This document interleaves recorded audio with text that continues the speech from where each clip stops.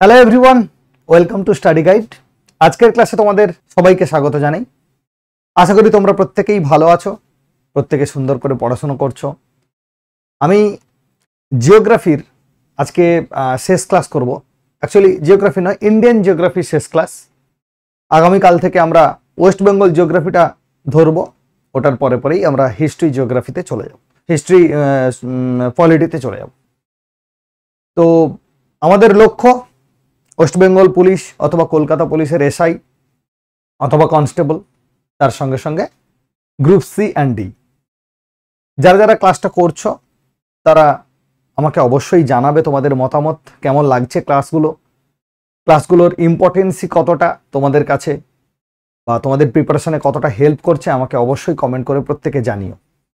তো চলো আজকে আমরা যে ক্লাসটা করছি সেটা ট্রান্সপোর্টেশন সিস্টেম অফ ইন্ডিয়া বা ট্রান্সপোর্ট ইন ইন্ডিয়া। ভারতবর্ষের পরিবহন ব্যবস্থা কিরকম আমরা সেটা দেখে নেব। ওকে, এখান থেকে কিন্তু প্রশ্ন আসে। ফার্স্ট দেখো, ভারতের পরিবহন কেন দরকার? আয়তনে সপ্তম বৃহত্তম দেশ ভারতবর্ষের এক প্রান্ত থেকে অন্য প্রান্তে যদি আমরা যাতায়াত করতে চাই, কিংবা এক প্রান্ত থেকে পণ্য বা মালপত্র অন্য আরেক জায়গায় আমরা নিয়ে যেতে চাই, সেক্ষেত্রে আমাদের যেটা দরকার সেটা হচ্ছে একটা সম্পূর্ণ যাতায়াত ব্যবস্থা, সহজ এবং সুলভ একটা যাতায়াত ব্যবস্থা দরকার। সেটা স্থলপথ হতে পারে, সেটা জলপথ হতে পারে, সেটা আকাশপথ হতে পারে। যদি নদীর নাব্যতা ঠিক থাকে, যদি সমতল ভূমির উপর দিয়ে নদী যায়, সেক্ষেত্রে আমরা দেখব নৌ পরিবহনযোগ্য একটা জলপথ তৈরি হয়েছে, যেখানে আমরা এক স্থান থেকে অন্য স্থানে মালপত্র জাহাজে করে নিয়ে যেতে পারি।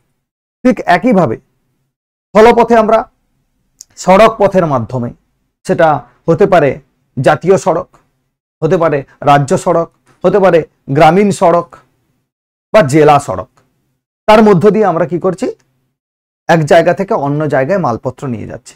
ইভেন মানুষ এক জায়গা থেকে অন্য জায়গায় যাচ্ছে বিভিন্ন কাজের প্রয়োজনে, প্রফেশনালি যাচ্ছে, অন্যান্য অফিসিয়াল কাজের জন্য যাচ্ছে, কিংবা আত্মীয় বাড়ি বেড়াতে যাচ্ছে। তাহলে এই যে যাতায়াত ব্যবস্থা, এটাকেই আমরা বলছি পরিবহন। কারণ এই যাতায়াতের ক্ষেত্রে সেটা সড়ক পথ হোক, জলপথ হোক, আকাশপথ হোক, কোনো না কোনো যান বা বাহন আমাদেরকে এক জায়গা থেকে অন্য জায়গায় নিয়ে যাচ্ছে, মালপত্র এক জায়গা থেকে অন্য জায়গায় নিয়ে যাচ্ছে। তো এই যে ট্রান্সপোর্টেশন সিস্টেম, সেটাও ডিপেন্ড করছে অ্যাকচুয়ালি জিওগ্রাফিক্যাল স্ট্যাটাসের ওপরে, ভৌগোলিক পরিবেশ পরিস্থিতির ওপরে আমরা কিন্তু এই ট্রান্সপোর্টেশনের নির্ভরতাটাকে দেখতে পাবো। কিরকম?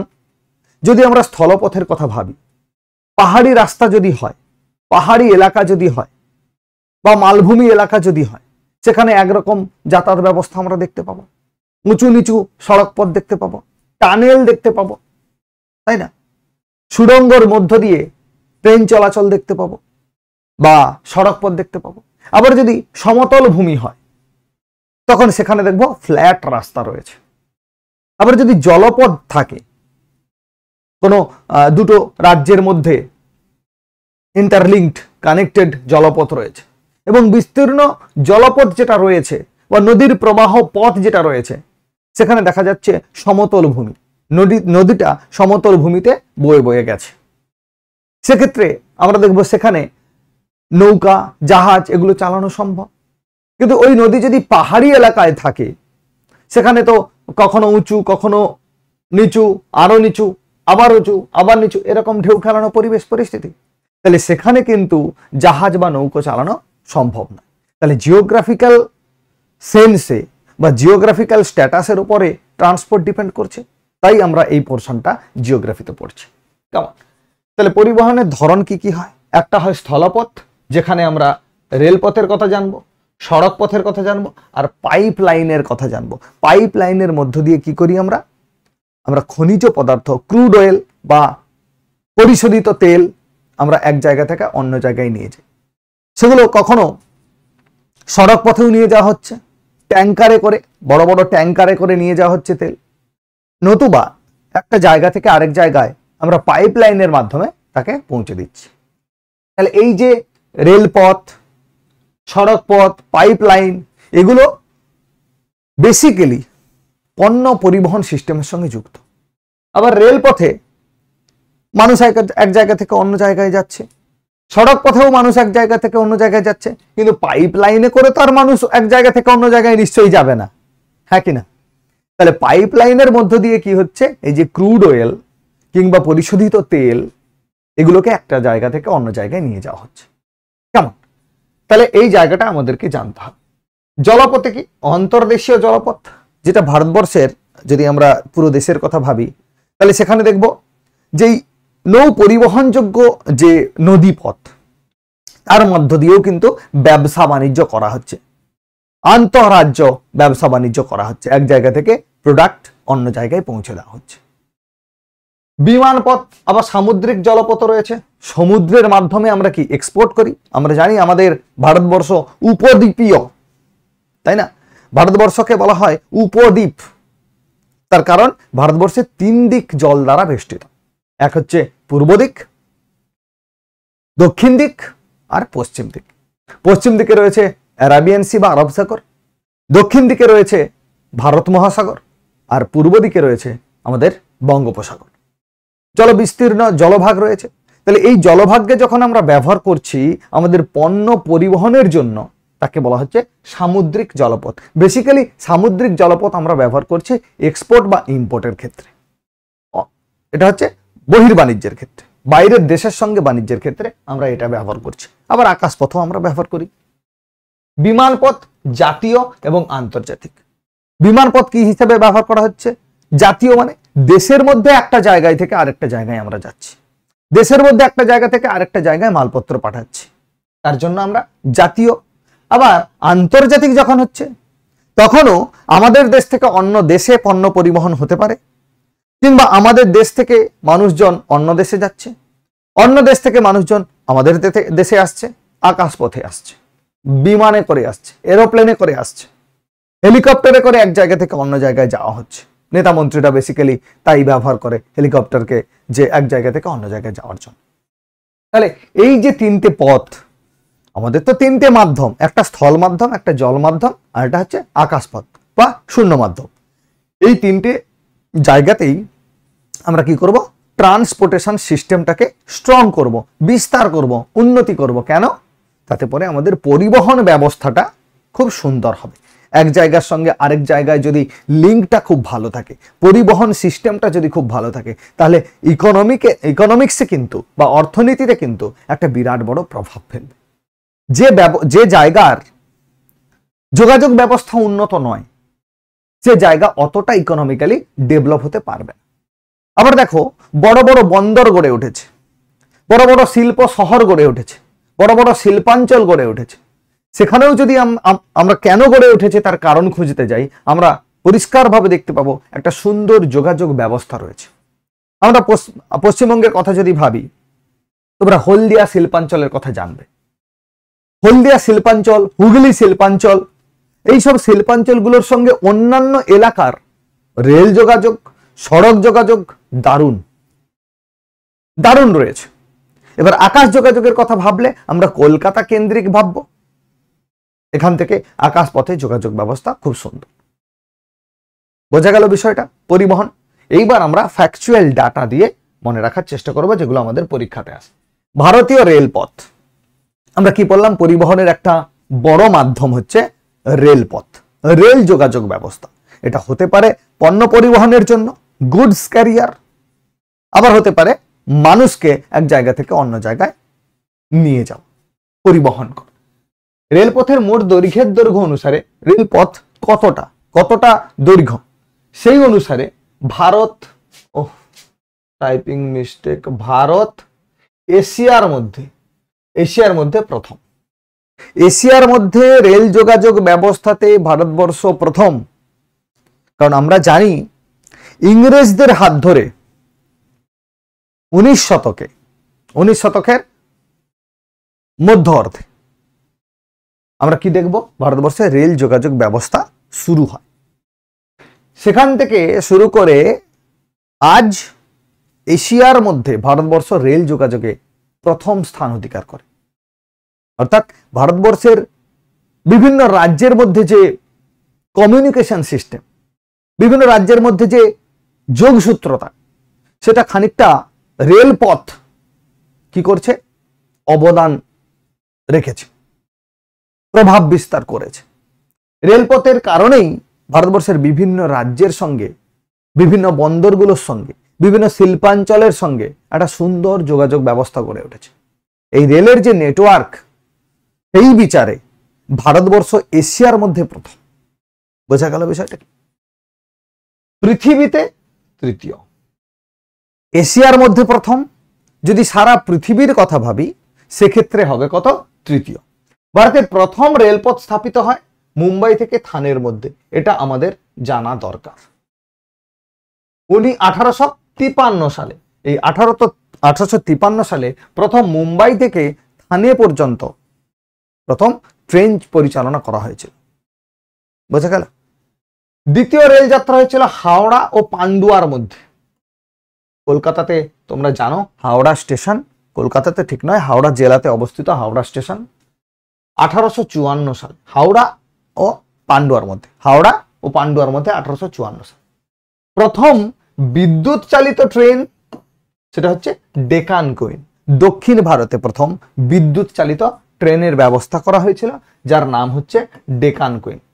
পূর্ব ভারতে, পূর্ব ভারত মানে সেভেন সিস্টার যুক্ত এলাকাতে, হাওড়া থেকে হুগলি, পূর্ব ভারত বেসিক্যালি পশ্চিমবঙ্গ, সিকিম থেকে শুরু করে বাকি যে অংশটা সেটা পূর্ব ভারত। তাই এই পূর্ব ভারতে হাওড়া থেকে হুগলি পর্যন্ত ট্রেন চলাচলের ব্যবস্থা করা হয়েছিল পূর্ব ভারতে। দক্ষিণ ভারতে কোথায় শুরু হয়েছিল? রথপুরম থেকে আরকোট পর্যন্ত প্রথম এগুলো। উত্তর ভারতে এলাহাবাদ থেকে কানপুর। রাজ্যভিত্তিক রেলপথের দৈর্ঘ্যে সর্বাধিক হচ্ছে উত্তরপ্রদেশ। এই ফ্যাকচুয়াল ডাটাগুলো কিন্তু তোমরা প্রত্যেকেই মনে রাখবে, অত্যন্ত গুরুত্বপূর্ণ ডাটা। রাজ্যভিত্তিক রেলপথের দৈর্ঘ্যে সর্বাধিক হচ্ছে উত্তরপ্রদেশ রাজ্যের মধ্যে। রাজ্যভিত্তিক রেলপথের দৈর্ঘ্যে সর্বনিম্ন হচ্ছে মিজোরাম। মিজোরামে কিন্তু রেল যোগাযোগ ব্যবস্থা অতটা উন্নত নয়, খুব কম পরিমাণে রয়েছে দৈর্ঘ্যে। সব থেকে বেশি যদি হয় আমরা কি বলবো? উত্তরপ্রদেশ। সব থেকে কম হলে বলবো মিজোরাম। বোঝা গেল? তাহলে এখানে এই দুটো জিনিস মনে রাখবে। ভারতের প্রথম রেলপথ স্থাপিত হয়, এটা ইতিহাস ভূগোল উভয় পার্সপেক্টিভ ইম্পর্টেন্ট। পৃথিবীতে রেলপথের দৈর্ঘ্যে ভারতবর্ষের স্থান কত? তৃতীয়। আর যদি বলা হয় এশিয়াতে স্থান কত, তাহলে তোমরা বলবে প্রথম। ওকে, নেক্সট। ভারতের রেলপথ অঞ্চল কি কি রয়েছে? 1999 সাল পর্যন্ত ভারতের রেলপথের 9টা জোন ছিল। কটা জোন ছিল? 9টা। 1999 পর্যন্ত, আপ টু 2000 তোমরা ধরে। 2002 সালে 9টি অঞ্চলকে পুনর্বিন্যাস করে আরো 7টি অঞ্চল জুড়ে দেওয়া হয়েছে। 9 7 16টা। 2010 সালে ভারতের 17তম, কততম? 9 7 16 হচ্ছে 17তম যে রেলপথ, সেটা Kolkata metro railway. Kolkata metro railway চালু হয়েছে। 17তম রেলপথ জোন, সেটা হচ্ছে কোনটা? কলকাতা মেট্রো রেল, যেটা সেটা হচ্ছে 17তম। 18তম কি হয়েছে? South coast railway. South coast মানে, কোস্ট মানে কি? উপকূল বরাবর। তাহলে দক্ষিণের যে উপকূল বরাবর যে রেল যোগাযোগ ব্যবস্থা চালু করা হয়েছে, সেটা 18তম, চালু করা নয়, চালু ছিল, সেটাকে জোনে ভাগ করা হয়েছে 18তম হিসাবে 2019 সালে। রেল জোন হিসাবে 18তম রেল জোন। এরপরে যে কোশ্চেনটা আসে, দীর্ঘতম রেলপথ অঞ্চল তাহলে কোনটা? এই যে 9 7 16 17 18টা, তার মধ্যে সব থেকে বড় রেলপথ অঞ্চল হচ্ছে উত্তর রেলপথ। উত্তর রেলপথ, ঠিক আছে। সে তার সদর দপ্তর কোথায় অবস্থিত? নিউ দিল্লিতে। সব থেকে বড় হচ্ছে নিউ দিল্লিতে। এগুলো আমাদের না মনে রাখলেও চলবে। আগে ছিল 9টা, পরে বেড়ে হলো 16টা। 17তম হচ্ছে আমাদের কলকাতা মেট্রো, এটাও ইম্পর্টেন্ট আছে, এটাও কিন্তু পরীক্ষায় আসতে পারে। আর 18তম যেটা সাউথ কোস্ট রেলওয়ে, সেটা 2019 সালে চালু হয়েছে, যেটা জোন হিসাবে। ক্ষুদ্রতম রেলপথ হচ্ছে মেট্রো রেলপথ কলকাতা। সব থেকে ছোট যদি রেলপথের কথা ভাবা হয় তাহলে সেটা হচ্ছে কলকাতা মেট্রো রেলপথ। বোঝা গেছে? নেক্সট, ভারতের রেলপথ সম্পর্কিত কি কি তথ্য আমাদেরকে জেনে রাখা দরকার, যেগুলো পরীক্ষার জন্য ইম্পর্টেন্ট? সেটা হচ্ছে 11তম পঞ্চবার্ষিকী পরিকল্পনায় চালু হয় ইটানগর থেকে আগরতলা। এগুলো পঞ্চবার্ষিকী পরিকল্পনার মধ্যে এই রেলের যে ইনফ্রাস্ট্রাকচার তাকে ডেভেলপ করার জন্য একটা পরিকল্পনা নেওয়া হয়েছিল। সেটা হচ্ছে 11তম পঞ্চবার্ষিকী পরিকল্পনাতে, যেটা ইটানগর থেকে আগরতলা পর্যন্ত, ঠিক আছে, অরুণাচল প্রদেশ থেকে আমাদের ত্রিপুরা পর্যন্ত। 12তম, এটা 11 নম্বর, এটা 12 নম্বর। 12তম পঞ্চবার্ষিকী পরিকল্পনা চালু হয়েছিল আইজল, ইম্ফল, কোহিমা আর শিলং থেকে গ্যাংটক পর্যন্ত রেল যোগাযোগ ব্যবস্থা চালু করা হয়েছিল 12তম পঞ্চবার্ষিকী পরিকল্পনাতে। এগুলো কার রাজধানী তোমরা নিশ্চয়ই জানো, প্রত্যেকে কমেন্ট করে জানাবে। আইজল কার রাজধানী, ইম্ফল কার রাজধানী, কোহিমা কার রাজধানী, শিলং কার রাজধানী, তোমরা অবশ্যই জানো। এরপরে যদি দেখি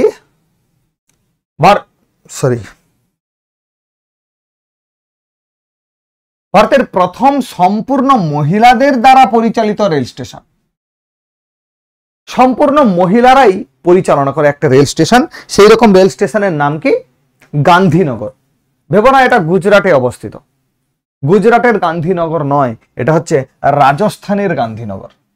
রাজস্থানের গান্ধীনগর স্টেশনের নাম এটা।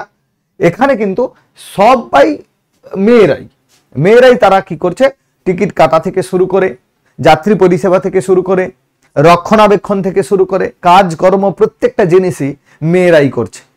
সম্পূর্ণ মহিলা দ্বারা পরিচালিত রেল স্টেশন হচ্ছে গান্ধীনগর, রাজস্থান। প্রথম, এটা কিন্তু মাথায় রাখবে, প্রথম ভারতের রেলের 150 বছর পূর্তিতে ম্যাসকট কি ছিল? 1853 থেকে 1953, 1953 থেকে 50, মানে 2003 লাগোয়া। 150 বছর পূর্তিতে ম্যাসকট কি রাখা হয়েছিল? এটাও কিন্তু পরীক্ষাতে এসেছে, মন গড়া হিসাবে আমি কিন্তু দিইনি, পরীক্ষাতে এসেছে। ম্যাসকট ছিল কার্টুন হাতি ভোলু। ভোলু কার্টুন হাতি একটা, তার নাম হচ্ছে ভোলু। এটা ছিল 150 বছর পূর্তিতে ম্যাসকট। ভারতের প্রথম ওয়াইফাই যুক্ত ট্রেন, ট্রেনে ওয়াইফাই লাগানো হয়েছে কোটা? দ্য গোল্ডেন চ্যারিয়ট বা ক্যারিয়ট, দ্য গোল্ডেন ক্যারিয়ট, এই ট্রেনটাতে প্রথম ওয়াইফাই লাগানো হয়েছে, বা প্রথম ওয়াইফাই যুক্ত ট্রেন হচ্ছে দ্য গোল্ডেন চ্যারিয়ট। পুরোপুরি সৌরশক্তি চালিত স্টেশন, স্টেশনে আলাদা করে বিদ্যুৎ সাপ্লাই নেই, কেবলমাত্র সৌরশক্তি কে কাজে লাগিয়ে সেই স্টেশনটাকে পরিচালনা করা হয়। সেটা হচ্ছে কাটরা, ভারতের বৃহত্তম এবং ব্যস্ততম মেট্রো, কাটরা, এটা এই পর্যন্ত থাক। কাটরা ভারতের বৃহত্তম এবং ব্যস্ততম মেট্রো হচ্ছে দিল্লি মেট্রো। কলকাতা মেট্রো আর দিল্লি মেট্রো আছে আমরা জানি। দিল্লি মেট্রোতে প্রচুর লোক যাতায়াত করে। দিল্লি মেট্রো হচ্ছে ভারতের বৃহত্তম এবং ব্যস্ততম রেল স্টেশন। কেমন? অতি সংক্ষিপ্ত রেল স্টেশনের নাম, এটা হচ্ছে ইভ, ওড়িশাতে অবস্থিত।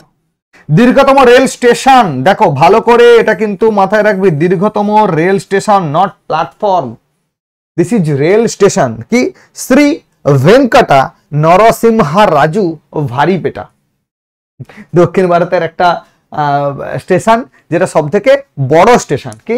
শ্রী ভেঙ্কটা নরসিংহা, এই পর্যন্ত মনে রাখলেই হবে, রাজু, শ্রী ভেঙ্কটা নরসিংহা রাজু স্টেশনের নাম, যেটা হচ্ছে দীর্ঘতম রেল স্টেশন। এটা তোমরা অবশ্যই মনে রাখবে, ভারতের সব থেকে বড় রেল স্টেশন।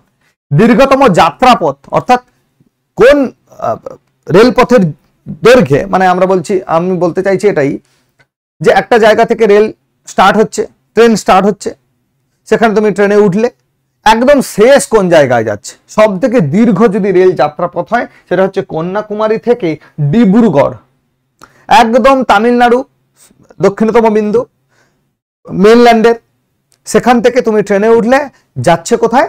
আসাম, ডিব্রুগড় পর্যন্ত। সব থেকে বড় এই যোগাযোগ ব্যবস্থাটা, রেল যোগাযোগ ব্যবস্থা, রেলের প্ল্যাটফর্ম এতদূর পর্যন্ত বিস্তৃত, কন্যাকুমারী থেকে শুরু করে একেবারে যাচ্ছে কোথায়? আসামের ডিব্রুগড় পর্যন্ত। এটা হচ্ছে দীর্ঘতম যাত্রাপথ। কন্যাকুমারীতে উঠলে একদম ডিব্রুগড়ে তোমাকে নামিয়ে দেবে। ক্ষুদ্রতম যাত্রাপথ হচ্ছে নাগপুর থেকে আজনি পর্যন্ত। এই দুটোও তোমরা কিন্তু মনে রাখবে, অত্যন্ত গুরুত্বপূর্ণ ফ্যাকচুয়াল ডাটা, তবে স্ট্যাটিক পোর্শনের মধ্যে পড়ছে বা স্ট্যাটিক জিকে। সেটা হচ্ছে দীর্ঘতম রেল স্টেশন সে ভেঙ্কটা নরসিংহা রাজু ভারিপেটা, দীর্ঘতম যাত্রাপথ হচ্ছে কন্যাকুমারী থেকে আসামের ডিব্রুগড় পর্যন্ত, ক্ষুদ্রতম হচ্ছে নাগপুর থেকে আজনি পর্যন্ত, নাগপুর থেকে আজনি পর্যন্ত। মনে থাকবে তো সবার? এইটা চাইলে তোমরা স্ক্রিনশট নিয়ে নিতে পারো, এটা কিন্তু খুব গুরুত্বপূর্ণ ইনফরমেশন। একাদশতম পঞ্চবার্ষিকী পরিকল্পনায় চালু হয়েছে ইটানগর থেকে আগরতলা, দ্বাদশতমতে চালু হয়েছে আইজল, সবগুলো সেভেন সিস্টারের ক্যাপিটালকে জুড়ে গ্যাংটকের সঙ্গে যোগ করা হয়েছে। ভারতের প্রথম সম্পূর্ণ মহিলা চালিত রেল স্টেশন হচ্ছে গান্ধীনগর, যেটা রাজস্থানে অবস্থিত, গুজরাটে নয়। ভারতের 150 বছর পূর্তিতে যে ম্যাসকট রাখা হয়েছিল সেটা হচ্ছে কার্টুন একটা হাতি, যার নাম হচ্ছে ভোলু। ভারতের প্রথম ওয়াইফাই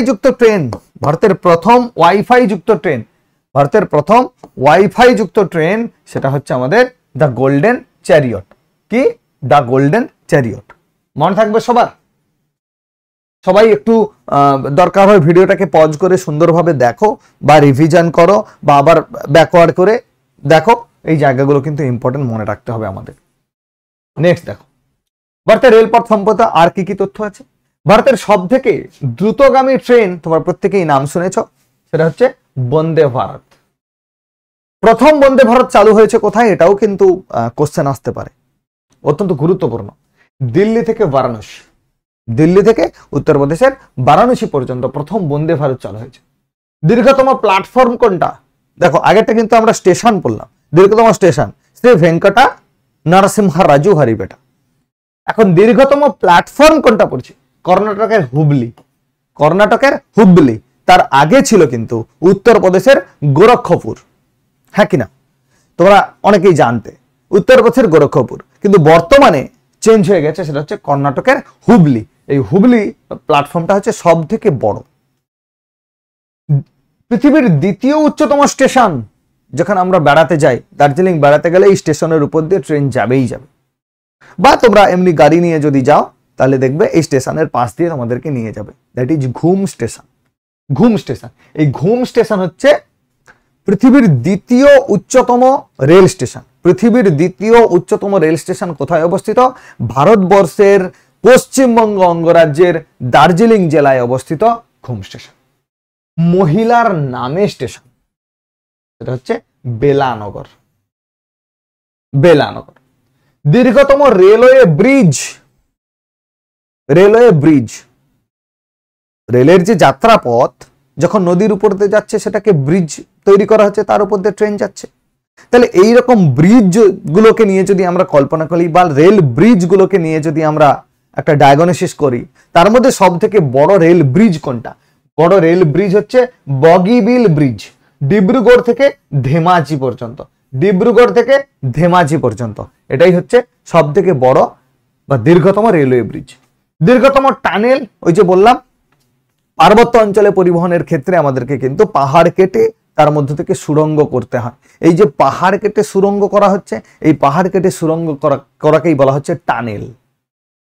ট্রেন যখন এর ভিতর দিয়ে যায় পুরোটা অন্ধকার হয়ে যায়, পুরোটা অন্ধকার। তোমাদেরকে আজকে দেখাবো ইউনেস্কো ওয়ার্ল্ড হেরিটেজ সাইট থেকে আমাদের ইন্ডিয়ান রেলওয়ের কিছু অঞ্চলকে স্বীকৃতি দেওয়া হয়েছে, ইউনেস্কো স্বীকৃতি দেওয়া হয়েছে ওয়ার্ল্ড হেরিটেজ সাইট হিসেবে। সেগুলো আমরা দেখব। এই পীর পাঞ্জাল রেলওয়ে টানেল হচ্ছে সব থেকে বড় টানেল, পীর পাঞ্জাল রেলওয়ে টানেল। ঠিক আছে। বৃহত্তম লোকোমোটিভ কারখানা কোথায় অবস্থিত? চিত্তরঞ্জন। বৃহত্তম লোকোমোটিভ কারখানা চিত্তরঞ্জন, তোমরা আগের ক্লাসেও পড়েছো। এই জায়গাটা ইম্পর্টেন্ট, মনে রাখবে। এই যে সেই হচ্ছে চারটে আমাদের রেলওয়ে জোন বা রেলপথ যেগুলো ইউনেস্কো দ্বারা স্বীকৃতি পেয়েছে কি হিসাবে? ওয়ার্ল্ড হেরিটেজ সাইট হিসেবে। এত সুন্দর মনোরম দৃশ্য তোমরা যারা বেড়াতে গেছো তারা জানো। চলো কি কি সেই নাম আমরা জেনে নিই একটু। 1 নম্বরে রয়েছে 1999 সালে স্বীকৃতি দেওয়া হয়েছে ওয়ার্ল্ড হেরিটেজ সাইট হিসেবে বাই ইউনেস্কো। প্রথমেই যাকে আমরা পাবো সেটা হচ্ছে দার্জিলিং হিমালয়ান রেলপথ, টয় ট্রেন যেটাকে আমরা বলছি। একদম নিউ জলপাইগুড়ি থেকে শুরু করে ঘুরিয়ে ঘুরিয়ে নিয়ে যায় পুরো দার্জিলিং শহরটা ঘুরে, ঘুম স্টেশন থেকে ঘুরে আমাদের যে বাতাসিয়া লুপ তার মধ্যে থেকেও ঘোরার একটা ব্যবস্থা রয়েছে। বাতাসিয়া লুপে যদি যে ট্রেনটা টয় ট্রেনটা চালানো হয় সেটা সেই অঞ্চলটা ঘোরার জন্য তো এই যে দার্জিলিং হিমালয়ান রেলপথ 1999 সালে ওয়ার্ল্ড হেরিটেজ সাইট হিসেবে আখ্যা দেওয়া হয়েছে। তোমরা যারা বেড়াতে গেছো, টয় ট্রেন চেপেছো, তারা নিশ্চয়ই সেই অনুভূতিটা পেয়েছো যে কত সুন্দর একটা মনোরম অনুভূতি হয়, দারুণ লাগে। তারপরে যদি আমরা দেখি, আমরা কি পাবো? ছত্রপতি শিবাজি টার্মিনাস।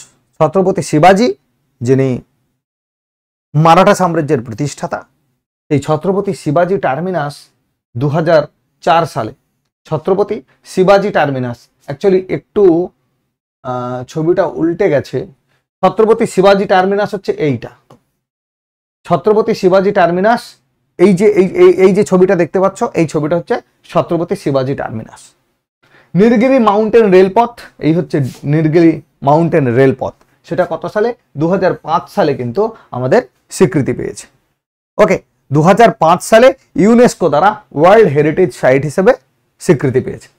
এরপরে যেটা আমরা জানছি, কালকা সিমলা রেলপথ 2008 সালে।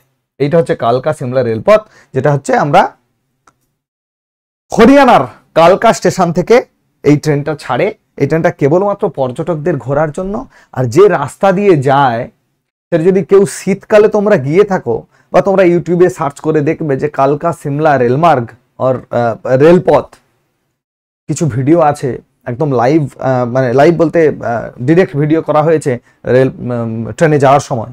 কি অসাধারণ অপরূপ প্রাকৃতিক সৌন্দর্য। এইরকম একটা জায়গা, যারা যারা পড়াশোনা করছো, যখন চাকরি পেয়ে যাবে, তার ফ্যামিলিকে নিয়ে, মা বাবাকে নিয়ে, দাদা বোন ভাই যারা আছে ফ্যামিলিকে নিয়ে একবার এই কালকা সিমলা এই ট্রেনে করে তোমরা একবার বেরিয়ে আসবে। অসাধারণ মনোরম দৃশ্য। আমার হয়তো এখনো যাওয়ার সৌভাগ্য হয়নি, ইন ফিউচার চেষ্টা করব যাওয়ার।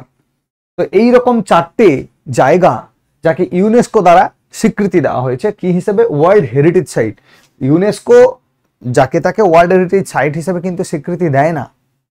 এই জায়গাগুলো তারা ফিল করেছে, এই জায়গাগুলো দেখেছে, মানুষজনের কাছ থেকে রিভিউ নিয়েছে, ন্যাশনালি ইন্টারন্যাশনালি বিভিন্ন পর্যটকদের কাছ থেকে রিভিউ নেওয়ার পর তারা খতিয়ে দেখেছে যে হ্যাঁ সত্যি এই যে রেলপথগুলো, এই যে রেল যোগাযোগ জায়গাগুলো সত্যিই খুব দারুণ অপরূপ সৌন্দর্য। সেই জন্য হেরিটেজ সাইট বলা হচ্ছে। হেরিটেজ সাইট, হেরিটেজ মানে কি? হেরিটেজ মানে হচ্ছে বিশ্ব ধরোহর বলতে পারি আমরা, বা বলতে পারি আমরা হেরিটেজ মানে খুব ভালো লাগার জায়গা, সংরক্ষণ করে রাখার মতো জায়গা। এটাকেই বলা হচ্ছে হেরিটেজ সাইট। দার্জিলিং হিমালয়ান রেলপথ, যেটা 1999 সালে হেরিটেজ সাইট হয়েছে। ছত্রপতি শিবাজি টার্মিনাস 2004। এইরকম ছত্রপতি শিবাজি টার্মিনাসের সামনে এইরকম একটা সুন্দর করে পুরো রাজপ্রাসাদ দেখলে বাইরে থেকে মনে হবে। এটাকে ওয়ার্ল্ড হেরিটেজ সাইট হিসেবে দেখা হয়েছে। এটা হচ্ছে নীলগিরি মাউন্টেন রেলওয়ে, প্রচুর টানেলের মধ্যে দিয়ে যায় এই ট্রেনটা, নীলগিরি মাউন্টেন। আর এটা হচ্ছে কালকা সিমলা রেলপথ। খুব খুব সুন্দর। এই 4টে জায়গায় প্রত্যেকে যেও। আমি দার্জিলিং হিমালয়ান রেলপথটাতে চেপেছি এবং দেখেছি, বাট এই 3টেতে এখনো চাপা হয়নি। তবে ভীষণ ভীষণ ইচ্ছে এই জায়গাগুলোতে আমি অন্তত একবার হলেও বেড়াতে যাব। এবং তোমরাও যখন সাফল্য পাবে, তোমরাও যখন চাকরি বাকরি পাবে, পুরো ফ্যামিলিকে নিয়ে এই জায়গাগুলো একবার কিন্তু বেরিয়ে আসবে, দারুণ আনন্দ হবে। ওকে, চলো এরপর আছে ভারতের সড়ক পথ। তাহলে রেলপথ আমরা পড়লাম, স্থলপথেরই একটা অংশ রেলপথ। এরপরে আমরা আসছি সড়ক পথ। ভারতীয় ইতিহাসের প্রাথমিক পর্যায়ে সম্রাট অশোক এবং চন্দ্রগুপ্ত সড়কপথ নির্মাণে সাহায্য করেছে। প্রথমে কে? অশোক এবং চন্দ্রগুপ্ত, তারা সড়কপথ নির্মাণ করার জন্য একটা ইনিশিয়েশন নিয়েছিল, একটা স্টেপ নিয়েছিল। সেখানে আমরা দেখব অশোক রাস্তাঘাট নির্মাণ করেছিল, তার পাশে সরাইখানা কিংবা পান্থশালা এগুলো নির্মাণ করেছিল প্রজাদের মঙ্গল কামনার জন্য। তাহলে সেই সময়কার কথা যদি আমরা দেখি, অশোক তিনি উপলব্ধি করেছিলেন যে যুদ্ধের নীতি ত্যাগ করে যিনি ধর্ম নীতি নিয়েছিলেন, প্রজাবৎসল হয়ে গেছিলেন। একটা সময় অশোককে বলা হতো চণ্ডাশোক, এরকম কথিত আছে। 99 জন ভাইকে হত্যা করে সিংহাসনে বসেছিল।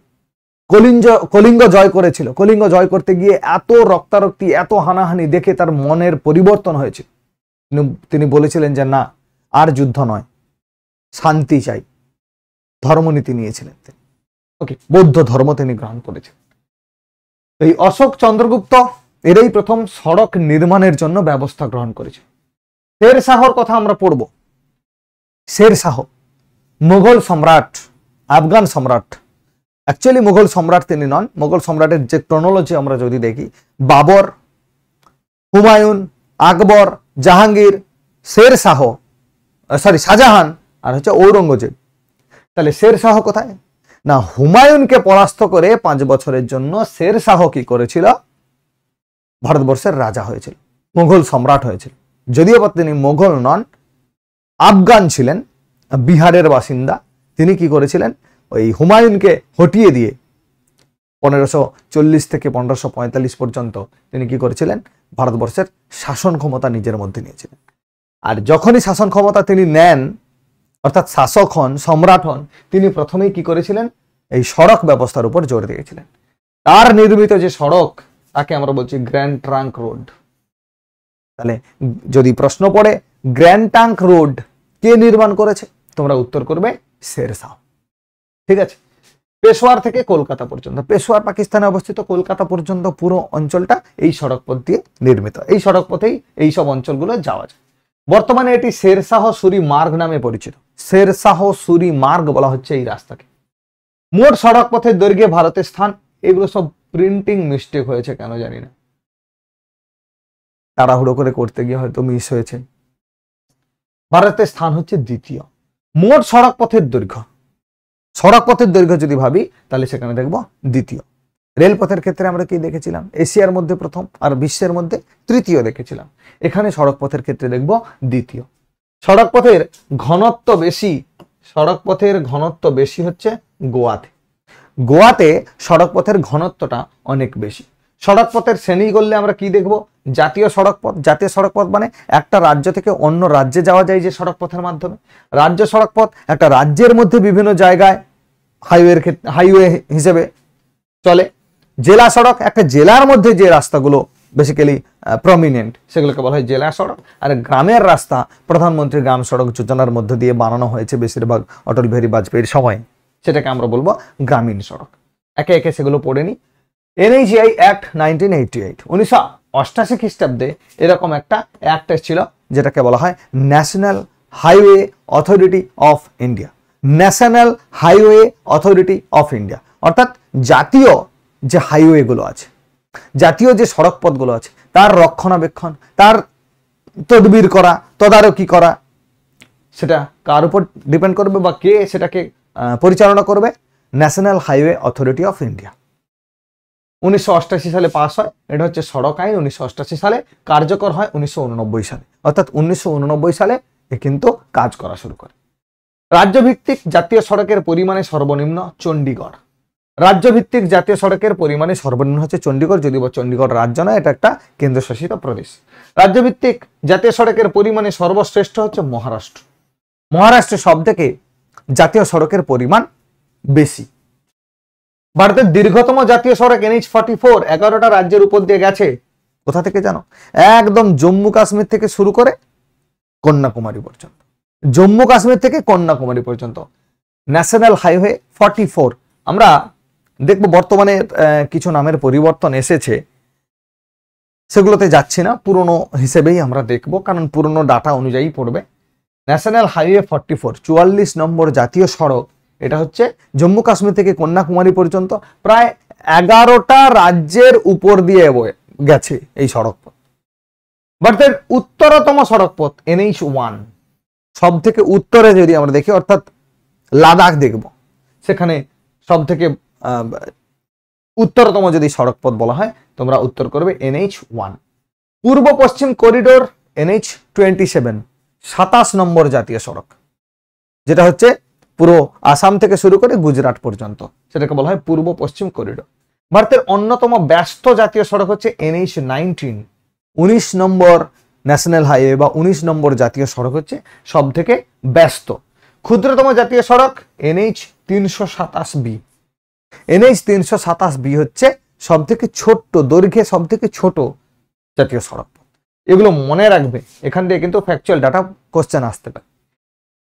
পরিবহন সংক্রান্ত বিভিন্ন অ্যাপ বিভিন্ন সময়ে চালানো হয়েছে।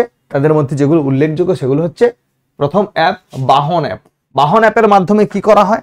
বাহন অ্যাপের মাধ্যমে করা হয় কি, যানবাহনের সরকারি রেজিস্ট্রেশন বা আরটিও যে কাজ করে সেটাই হচ্ছে বাহন অ্যাপ। বাহন অ্যাপের মধ্যে তোমরা দেখবে, বাহন অ্যাপে গেলে তোমরা তোমাদের যে গাড়ির রেজিস্ট্রেশন হয়, যে কোনো গাড়ি, সেটা মোটর বাইক থেকে শুরু করে কার বা বড় গাড়ি, প্রত্যেকটা কিন্তু এই বাহন অ্যাপের মধ্য দিয়েই করা হয়। অর্থাৎ যানবাহনের সরকারি যে রেজিস্ট্রেশন হয় এই বাহন অ্যাপ দিয়ে। সারথি অ্যাপ, এর অ্যাপের মাধ্যমে ড্রাইভিং লাইসেন্স করা হয়। ই চালান, ট্রাফিক আইন ভঙ্গকারীদের জরিমানা করার জন্য যে অনলাইনে এখন যে চালানটা করা হয় সেটাকে বলা হচ্ছে ই চালান। এম পরিবহন, এখানে কি রয়েছে? রোড ট্যাক্স, ডকুমেন্ট আপলোড, বিভিন্ন যানবাহন সংক্রান্ত ডকুমেন্ট আপলোডের ক্ষেত্রে আমরা কি ব্যবহার করি? এম পরিবহন এই অ্যাপটা ব্যবহার করা হয়, বা কেন্দ্রীয় সরকারের এরকম একটা অ্যাপ রয়েছে, বা এরকম 4টে অ্যাপ রয়েছে যেটা বিভিন্ন কাজের সঙ্গে যুক্ত। ওকে, নেক্সট দেখো রাজ্য সড়ক পথ। আমরা জাতীয় সড়ক পথ পড়লাম, এবার পড়বো রাজ্য সড়ক পথ। রাজ্যের বিভিন্ন রাজধানী, সদর শহর, বড় বড় শহর, শিল্পাঞ্চল, তাকে যখন আমরা কানেক্ট করছি বা একটা নেটওয়ার্কের মধ্যে নিয়ে আসছি, তাকে আমরা বলছি রাজ্য সড়ক পথ। এটার রক্ষণাবেক্ষণ কে করে? Public works department. Public works department, ঠিক আছে, PWD বলা হচ্ছে। এটা তোমরা মনে রাখবে যে রাজ্যের যে সড়ক পথ তাকে রক্ষণাবেক্ষণের দায়িত্ব কাকে দেওয়া হয়েছে? তোমরা উত্তর করবে পাবলিক ওয়ার্কস ডিপার্টমেন্ট। জেলা সড়ক পথ, জেলা সদরের সঙ্গে জেলার অন্যান্য স্থানের সঙ্গে যোগাযোগ সৃষ্টি করে। জেলার যে মূল কেন্দ্র, সেই কেন্দ্র থেকে জেলার বিভিন্ন অঞ্চলের সঙ্গে একটা সংযোগ স্থাপন করে। একটু একটু চওড়া রাস্তা হবে, একটু উন্নত মানের রাস্তা হবে। এটা হচ্ছে জেলা সড়ক পথ। কে দেখে? পাবলিক ওয়ার্কস ডিপার্টমেন্টের সঙ্গে সঙ্গে আরো কে দেখে? সংশ্লিষ্ট জেলা পরিষদ। কারণ আমরা জানি ত্রিস্তর পঞ্চায়েতের 3টে ভাগ, একটাকে আমরা বলছি গ্রাম পঞ্চায়েত, একটাকে বলছি পঞ্চায়েত সমিতি, আর একটা জেলা পরিষদ। এই যে জেলা পরিষদের যেনারা পদাধিকারী আছেন, তিনারা কি করেন? এই জেলা সড়ক বানানো হবে, কোথায় থেকে কোথা পর্যন্ত কিভাবে বানানো হবে, তার টেন্ডার দেওয়া থেকে শুরু করে A to Z কাজ করেন কারা? এই PWDর সঙ্গে মিলে সংশ্লিষ্ট জেলা পরিষদ, বিভিন্ন জেলার যে জেলা পরিষদ রয়েছে সেই জেলা পরিষদ এর দায়িত্ব নিয়ে থাকেন। গ্রামীণ সড়ক নির্মাণ ও রক্ষণাবেক্ষণের দায়িত্ব গ্রাম পঞ্চায়েতের ওপর। গ্রাম পঞ্চায়েতের ওপর এই ধরনের গ্রামীণ সড়কগুলো, এই যে বর্তমানে যে ঢালাই রাস্তা গ্রামের মধ্যে হচ্ছে, এই ঢালাই রাস্তাগুলো বানানোর জন্য গ্রাম পঞ্চায়েত মূলত তার তত্ত্বাবধানের দায়িত্বে থাকে বা নির্মাণের দায়িত্বে থাকে। বোঝা গেল? ওইগুলো যদি একটু বড় ঢালাই রাস্তা হয় তখন জেলা পরিষদ দায়িত্ব নেয়, পাবলিক ওয়ার্ক ডিপার্টমেন্ট দায়িত্ব নেয়। ঠিক আছে, অন্যান্য যদি পিচিং করার ব্যবস্থা থাকে জেলার মধ্যে, সেক্ষেত্রেও কিন্তু আমাদের PWD আর জেলা পরিষদ দায়িত্ব নিয়ে করে। 2000 সালে প্রধানমন্ত্রী গ্রাম সড়ক যোজনা চালু হয়। অটল বিহারী বাজপেয়ীর সময় তিনি চালু করেছিলেন প্রধানমন্ত্রী গ্রাম সড়ক যোজনা। অর্থাৎ কেন্দ্রীয় একটা পরিকল্পনা অনুযায়ী কেন্দ্রের টাকায় কি হবে? গ্রামে বিভিন্ন জায়গার সঙ্গে কমিউনিকেশন বিল্ড আপ করার জন্য একটা সড়ক পথের বা ঢালাই রাস্তার ব্যবস্থা, বা তখন ঢালাই রাস্তা ছিল না, তখন মোরামের রাস্তা দিয়ে একটা সড়ক পথ তৈরি করা হবে, যেটাকে বলা হচ্ছে প্রধানমন্ত্রী গ্রাম সড়ক যোজনা। কত সালে চালু হয়েছিল? 2000 সালে। ঠিক আছে, এই হচ্ছে আমাদের টোটাল সড়ক পথ। এরপরে আমরা আসছি আকাশপথ। কারণ 3টে আমরা পড়লাম। স্থলপথে আমরা কি পড়ছি? স্থলপথে আমরা পড়ছি কি, যে রেলপথ আর সড়ক পথ, এই দুটো পথ রয়েছে। সড়ক পথের ক্ষেত্রে আমরা দেখলাম জাতীয় সড়ক পথ রয়েছে, রাজ্য সড়ক পথ রয়েছে, জেলা সড়ক পথ রয়েছে, আর গ্রামীণ সড়ক পথ। প্রত্যেকের তত্ত্বাবধান করে আলাদা আলাদা। যদি জাতীয় আমরা দেখলাম কি, জাতীয় সড়ক পথ national highway authority of India তারা রেসপন্সিবল। যদি রাজ্য সড়ক হয় তাহলে পাবলিক ওয়ার্কস ডিপার্টমেন্ট তারা রেসপন্সিবল। জেলা সড়ক হলে সেখানে পাবলিক ওয়ার্কস ডিপার্টমেন্ট তো রয়েছে, তার সঙ্গে সংশ্লিষ্ট জেলা আধিকারিক যারা বা জেলা পরিষদের সদস্য যারা, তারা কিন্তু এর সঙ্গে যুক্ত থাকে। আর গ্রামীণ সড়ক পুরো গ্রাম পঞ্চায়েতের উপর ডিপেন্ড করে। তবে কিছু রয়েছে কেন্দ্রীয় প্রকল্পের আন্ডারে, যেটাকে আমরা বলছি প্রধানমন্ত্রী গ্রাম সড়ক যোজনা। এরপরে আমরা আছি আকাশপথ। আকাশপথের মধ্য দিয়ে তাহলে মালপত্রও পরিবহন করা হয়, তার সঙ্গে সঙ্গে মানুষরাও এক জায়গা থেকে অন্য জায়গায় যাতায়াত করে। ভারতে প্রথম বিমান চলাচল শুরু হয় 1911 সালে। প্রথম যে বিমান চালনা শুরু হয়েছিল ভারতে সেটা হচ্ছে কত সালে? 1911 সালে। এই কোশ্চেনগুলো স্ট্যাটিক, এগুলো কিন্তু ভুললে চলবে না, এগুলো আমাদেরকে জানতে হবে, কারণ কোশ্চেন এইখান থেকেই তোলে। বিমান একটা বড় পরিষেবা, তবে সেই জন্য প্রশ্ন আসতে পারে কবে এটা শুরু হয়েছিল ভারতবর্ষে। বুঝতে পেরেছো, রেলপথ একটা যথেষ্ট যোগাযোগের বড় মাধ্যম, তাহলে সেখানে কোশ্চেন আসতে পারে যে রেলপথ কে শুরু করেছিল, কবে শুরু করেছিল। কে শুরু করেছিল তোমরা প্রত্যেকে যদি জানো কমেন্ট করে জানাও। 1853-তে মুম্বাই থেকে থানে পর্যন্ত একটা ট্রেন চালনা করা হয়েছিল। কার তত্ত্বাবধানে, তখন ভাইসরয় কে ছিলেন, কমেন্ট করে জানাবে। প্রথম যেটা চালু হয়েছিল বিমান, সেটা এলাহাবাদ থেকে নৈনি পর্যন্ত। এলাহাবাদ থেকে নৈনি পর্যন্ত প্রথম যেটা বিমান পরিষেবা বা বিমান চলাচল শুরু করেছে। ইন্ডিয়ান ন্যাশনাল এয়ারওয়েজ, যেটা 1933-তে গঠিত হয়। বিমান পরিচালনার জন্য প্রথম যে সংস্থা, Indian national Airways. Indian national Airways প্রথম প্রতিষ্ঠিত সংস্থা, যেটা 1933 সালে প্রতিষ্ঠা করা হয়েছিল এই যে বিমান চলাচলের পর্যবেক্ষণের জন্য, তত্ত্বাবধানের জন্য। করাচি ও লাহোরের মধ্যে বিমান পরিষেবা প্রথম চালু হয়। করাচি আর লাহোরের মধ্যে, করাচি আর লাহোরের মধ্যে প্রথম বিমান পরিষেবাটা শুরু হয়েছিল। দেশভাগের পর ভারতে 4টি বিমান পরিষেবা কোম্পানি ছিল। 1953 সালে ভারতে বিমান পরিষেবার জাতীয়করণ ঘটে। এইটা কিন্তু ইম্পর্টেন্ট, জাতীয়করণ ঘটে। এর ফলে দুটো সংস্থা গঠিত হয়েছিল, একটাকে বলা হচ্ছে এয়ার ইন্ডিয়া ইন্টারন্যাশনাল, আর একটাকে বলা হচ্ছে Indian airlines. Air India international তার সঙ্গে ইন্ডিয়ান এয়ারলাইন্স, এইরকম দুটো সংস্থা তৈরি হয়েছিল কবে, 1953 পরে। যখন আমাদের 1953-তে ভারতের বিমান পরিষেবা জাতীয়করণ ঘটে, তারপরেই কি করা হয়েছিল, দুটো সংস্থাকে দায়িত্ব দেওয়া হয়েছিল মূল, একটা হচ্ছে এয়ার ইন্ডিয়া ইন্টারন্যাশনাল, আর এটাকে বলা হচ্ছে ইন্ডিয়ান এয়ারলাইন্স। এরকম দুটো সংস্থা ছিল, অর্থাৎ দুটো সংস্থার বিমান চলত। বোঝা গেল এই জায়গাটা? এগুলো অ্যাকচুয়ালি এগুলো বোঝার কিছু নেই, এগুলো ফ্যাকচুয়াল ডাটা, তোমাদেরকে কিন্তু মনে রাখতে হবে। পরীক্ষার জন্য এই জায়গা থেকে কিন্তু কোশ্চেন তুলতে পারে, স্ট্যাটিক জিকে হিসেবে কিন্তু কোশ্চেন তুলবে এই জায়গা থেকে। নেক্সট হচ্ছে 1948 সালে দ্য সিভিল অ্যাভিয়েশন ট্রেনিং সেন্টারটি ভারতের এলাহাবাদে প্রতিষ্ঠিত হয়। কিসের জন্য? The civil aviation training. Aviation training মানে যারা বিমান চালক হবে, বিমান উড়াতে পারবে, বিমান নিয়ে যেতে পারবে, তাদেরকে ট্রেনিং দেওয়ার জন্য, কিভাবে বিমান চালনা করতে হয় তার বেসিক থেকে অ্যাডভান্স ট্রেনিং, পাইলট হিসেবে ট্রেনিং, তার জন্য 1948 সালে কি হয়েছিল, the civil aviation training centre কোথায় স্থাপন করা হয়েছিল? এলাহাবাদে। কোথায় স্থাপন করা হয়েছিল? এলাহাবাদে। প্রথম the civil aviation training centre. তোমরা রিসেন্ট হয়তো একটা বিমান দুর্ঘটনার কথা শুনেছ, একজন বেঁচে ছিলেন ভদ্রলোক, আর বাকি সব মারা গেছিলেন। কোথা থেকে কোথা সেই বিমানটা গেছিল, কোন স্টেশন, কোন আমাদের এয়ারপোর্ট থেকে কোথায় যাচ্ছিল, যারা যারা জানো একটু কমেন্ট করে জানাবে, তাহলে বুঝবো তোমাদের কারেন্ট অ্যাফেয়ার্স বা কারেন্ট ইভেন্টসগুলোকে তোমরা মোটামুটি নিজেদের আয়ত্তের মধ্যে রেখেছো। ঠিক আছে, কমেন্ট করে জানাবে। কিন্তু বর্তমানে ভারতের সব রাজ্যেই বিমান পরিষেবা রয়েছে, বিমান বন্দর রয়েছে সব রাজ্যেই। ন্যাশনাল সিভিল এভিয়েশন পলিসি 2016 সালে চালু করা হয়, বিমান পরিষেবাগুলোকে আরো সহজলভ্য করা যেতে পারে, যাতে বিমান পরিষেবাগুলোকে সহজলভ্য, ঠিক নয়, সহজলভ্য হবে, তার সঙ্গে সঙ্গে বিমান এই যে পরিষেবা তাতে যাতে কোনো ব্যাঘাত না ঘটে, কোন রকম কোনো ব্যাঘাত না ঘটে, তার জন্য এই ধরনের একটা পলিসি তৈরি করা হলো, ন্যাশনাল সিভিল এভিয়েশন পলিসি, যেটা 2016 সালে নেওয়া হয়েছিল। ভারতের উত্তরপ্রদেশে সব থেকে বেশি আন্তর্জাতিক বিমানবন্দর রয়েছে, স্টার মার্ক করো। ভারতের উত্তরপ্রদেশ রাজ্যে সব থেকে বেশি এয়ারপোর্ট রয়েছে, আন্তর্জাতিক বিমানবন্দর, ইন্টারন্যাশনাল এয়ারপোর্ট রয়েছে। ঠিক আছে, এটাকে মার্ক করবে। বিশ্বের প্রথম সৌরশক্তি চালিত বিমানবন্দর কোনটা? Kochi international airport. Kochi international airport, এটা হচ্ছে সৌরশক্তি চালিত প্রথম এয়ারপোর্ট। ঠিক আছে, বিশ্বের প্রথম সৌরশক্তি চালিত বিমানবন্দর হচ্ছে Kochi international airport. Kochi international airport. Next, এরপর আসি জলপথ। জলপথে আমাদেরকে কি কি জানতে হবে? ভারতে প্রায় 14,500 কিলোমিটার নৌ পরিবহনযোগ্য জলপথ রয়েছে, অর্থাৎ যেখানে আমরা নৌ পরিবহন, কথার অর্থ শুধু নৌকা নয়, জাহাজও চলবে সুন্দরভাবে, সেরকম নাব্য কি রয়েছে?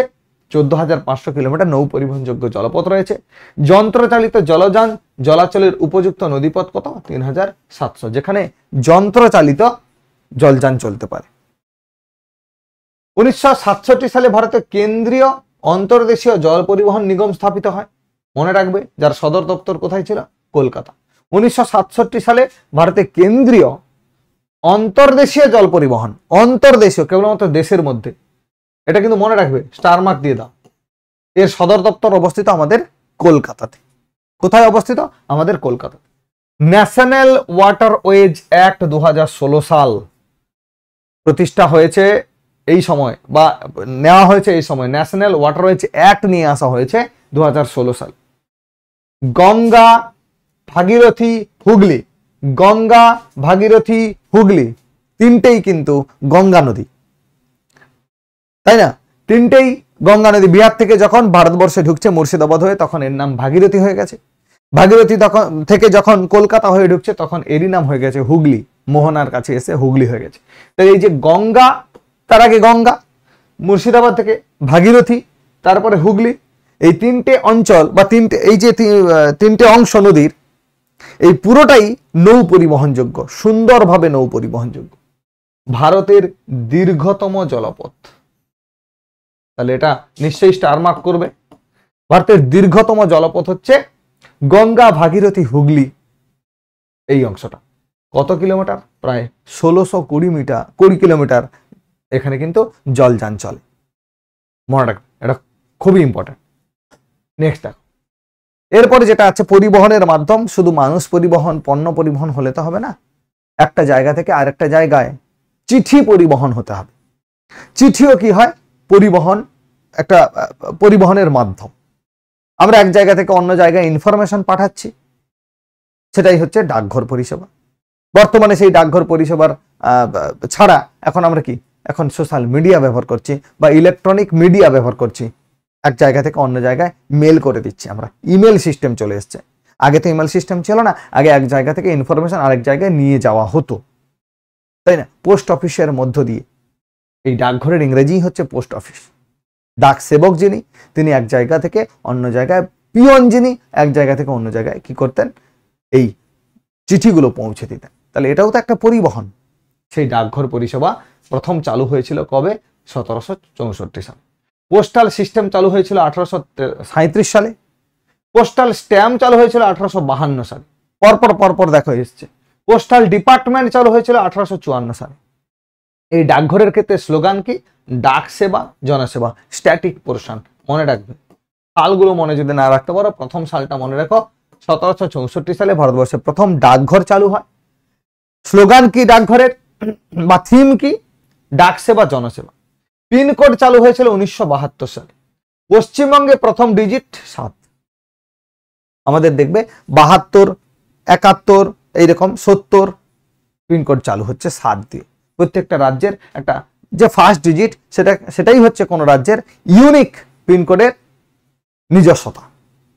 ঠিক আছে, তাহলে পশ্চিমবঙ্গের নিজস্ব বা পশ্চিমবঙ্গ কি করে আমরা জানবো? পিনকোড একটা দিলে আমরা জানবো কি করে? তার ফার্স্ট ডিজিট থেকে। পশ্চিমবঙ্গের ক্ষেত্রে কত? 7। বোঝা গেল? এরপরে আসে টেলিফোন। টেলিফোনে যোগাযোগের মাধ্যম, পরিবহনের মাধ্যম, কথা পরিবহন করে। প্রথম automatic telephone exchange Shimla. STD চালু হয়েছিল কোথায়? কানপুর আর লখনৌতে প্রথম এসটিডি চালু হয়েছিল। বোঝা গেল?